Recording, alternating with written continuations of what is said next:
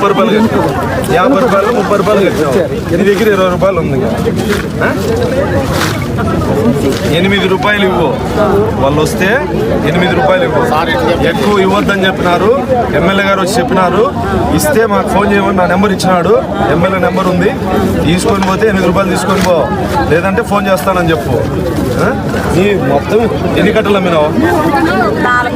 ఎంత కట్ట? 10 రూపాయలు. 4 కట్టలు అమ్మి 40 రూపాయలు 30 రూపాయలు సుంకం కట్టేసావు. కట్టద్దు అట్లా. బెదిరిస్తే బెదరద్దు, మేము ఉన్నాముగా. బెదరద్దు. 8 రూపాయలు మాత్రమే కట్టు పెద్దమ్మ. వ్యాపారం చేసుకో బాగా.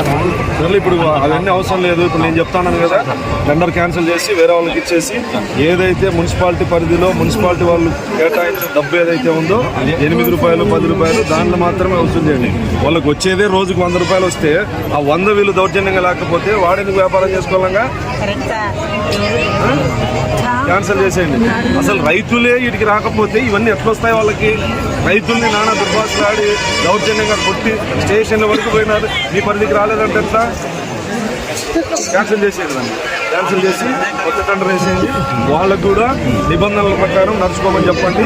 నిబంధనలు అతిక్రమిస్తే మళ్ళీ వాళ్ళది కూడా క్యాన్సిల్ చేస్తామని చెప్పండి. ఏం జరిగినా చెప్పండి అమ్మా. సరే, అవన్నీ ఎందుకు పర్మిషన్ ఇస్తున్నారు? మరి ఎందుకు పెట్టుకున్నారు? ఇప్పుడు వీళ్ళ దగ్గరికి ఎవడొస్తాడు? ఉండేది ఒక దారి ఉంటే, అంటే వాడు డబ్బు ఉంది, డబ్బు ఎమ్మెల్యేలు డబ్బులు ఇచ్చుకొని వేసుకుంటే వాడు వ్యాపారం చేసుకోవచ్చు. వీళ్ళు నష్టపోతున్నారు. నోటీసులు ఇవ్వండి. ప్రస్తుతానికి నోటీసులు ఇచ్చి మొత్తం అందరికీ వ్యాపారం చేసుకునే ప్రతి ఒక్కరికి దారి సౌకర్యం కల్పించాలి. ఇదంతా క్లీన్ చేయించాలి.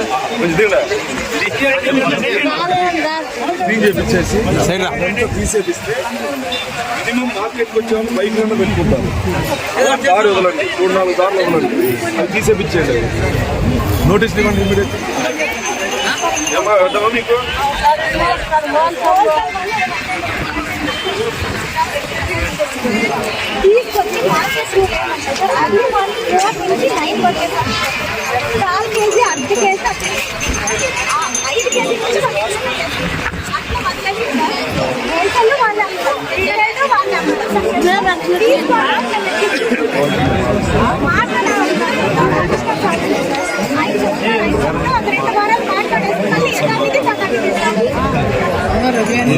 ఇక్కడ అంగళ్ళు పెరిగితే వాళ్ళు వెళ్ళిపోతారు.